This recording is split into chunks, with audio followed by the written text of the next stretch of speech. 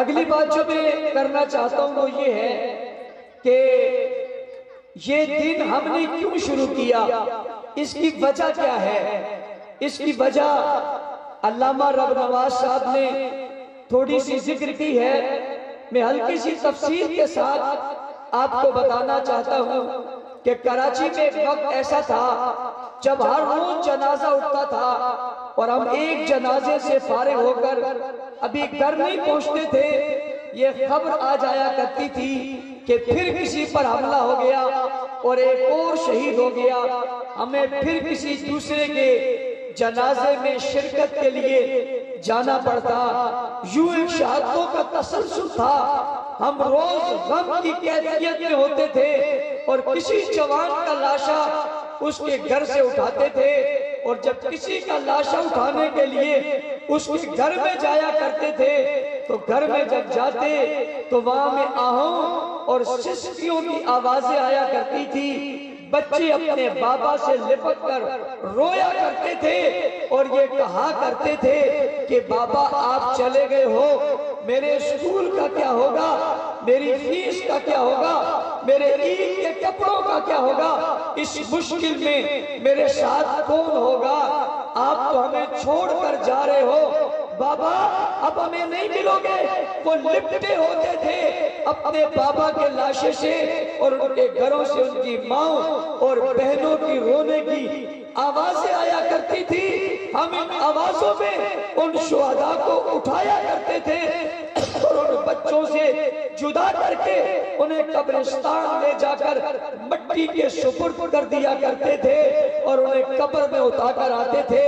میں نے اس وقت جناب شہید فیاض سے کہا تھا اور محترم جناب تاج حنفی صاحب سے کہا تھا کہ یار ہم انہیں روز روتا دیکھتے ہیں، کوئی ایسا دن مقرر کرو جس دن میں ہم ان سب کو جمع کریں جن بچوں کو ہم نے روتے ہوئے دیکھا تھا اور سسکتے ہوئے دیکھا تھا اور بابا کے لاش سے لپٹے ہوئے دیکھا تھا، ان بچوں کو میں ہنسنا دیکھنا چاہتا ہوں، مسکرانا دیکھنا چاہتا ہوں، کھیلتے ہوئے دیکھنا چاہتا ہوں، یہ خواہش اور آرزو میری ہے، اسے پورا کیجئے۔ ہم نے پہلے سال شہداء ڈے کا انتخاب کیا اور اس پر ہم نے اپنے لوگوں کو بلایا، کیا یہ منظر تھا، فیاض شہید خود ایک ایک ٹیبل پر جا رہے تھے، کھانا خود تقسیم کر رہے تھے، جو لوگ موجود تھے اس شہداء ڈے کی تقریب میں وہ جانتے ہیں وہ کس طرح گھوم گھوم کر ایک ایک ٹیبل پر جا کر کھانے کا پوچھ رہے تھے، بچوں کو تسلی دے رہے تھے۔ وہ پہلا وقت تھا، اتنا زیادہ ماحول نہیں تھا، لیکن جب دوسرا سال آیا وہ شہداء کے بچوں کو کھانا کھلانے والا نہیں تھا، اس کے بچے شہید کے بچے بن کر ہمارے پاس آئے تھے۔ یہ سلسلہ ہم نے ان کو ہنسنے اور کھلانے اور خوش دیکھنے کے لیے کیا تھا۔ الحمدللہ تحدیث کی نعمت کے طور پہ یہ جملہ کہتا ہوں آپ حضرات سے کہ یہ دن ہماری زندگیوں کا خوش قسمت ترین دن ہوتا ہے،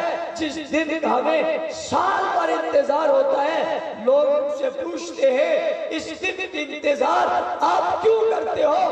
میں انہیں جواب میں کہتا ہوں اس دن میں ہم یتیم بچوں کو مسکراتا ہوا دیکھتے ہیں، ان کے سروں پر اپنا ہاتھ رکھتے ہیں اور ان کے سروں کی اتنی قیمت ہے کہ امام الانبیاء نے فرمایا جب کوئی آدمی شہید بچوں کے سر پر ہاتھ رکھتا ہے اس ہاتھ کے نیچے جتنے بال آتے ہیں اتنی اس کو نیکیاں ملتی ہیں۔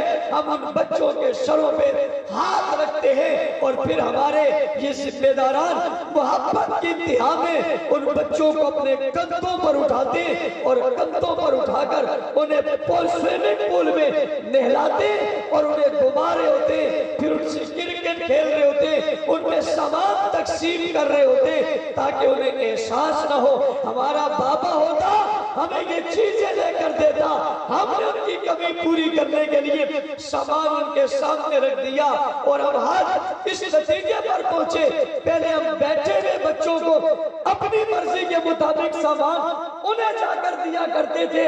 اس سال ہمارے ذمہ داروں نے جس احساس سے ذمہ داری کا احساس کیا کہ ہم نے اپنی مرضی کی چیزیں نہیں دی، ہم نے ساری چیزیں لگا دی اور لگا کر انہیں کہا بیٹا کیا پسند ہے؟ جو وہ پسند کر رہے تھے وہ انہیں دے رہے تھے، وہ اپنی مرضی سے اٹھا رہے تھے۔ تمہیں کون سا کھلونا پسند ہے؟ تمہیں کون سی چیز پسند ہے؟ وہ کبھی کہتے تھے ہم یہ نہیں لیتے، ہم یہ لے لیں گے۔ بھائیو یہ تو بڑا آسان ہے، کسی کو کرسی پہ بیٹھ کر دے دو، اسے پسند ہے یا پسند نہیں، اس نے تو لینا ہی لینا ہے، مگر اس کی مرضی کہاں ہے اور اس کی چاہت کہاں ہے اور اس کی ضد کہاں ہے؟ جو اپنے بابا سے کرتا ہے میں یہ نہیں لیتا، پھر روٹ جاتا ہے، پھر وہ سے کہتا ہے کون سے لوگ ہیں وہ تو بتاؤ، پھر وہ بتاتا ہے یہ لوگا، پھر کہتا ہے یہ لے لو، وہ کہتا ہے یہ بھی نہیں لوگا، پھر کہتا ہے یہ لے لو، کہتا ہے یہ بھی نہیں لوگا۔ آج میں نے کھلا چھوڑ دیا، کئی بچے ضد کر رہے تھے، کئی بچیاں ضد کر رہی تھی یہ ہم نہیں لیں گے۔ ہم پوچھ رہے تھے بیٹا